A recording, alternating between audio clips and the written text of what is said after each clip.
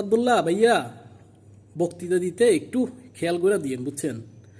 যারা বাংলাদেশের সিনিয়র রাজনীতিবিদ তাদেরকে একটু সম্মান দিয়ে কথা বলেন।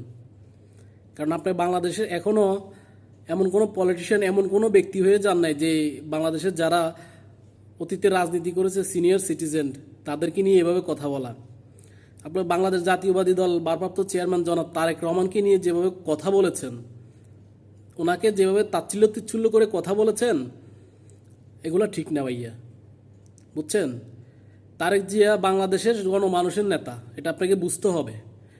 তারেক জিয়া যে কথাটা বলেছে সেটা বলেছে 2023 সালে বিএনপির 31 দফা, যেটা রাষ্ট্র সংস্কারের, সেই 31 দফার 5 নম্বর যে দফাটা, সেটাতেই তারেক জিয়া 2023 সালে বলেছেন যে বাংলাদেশের টানা দুইবারের বেশি কোনো প্রধানমন্ত্রী থাকতে পারবেন না।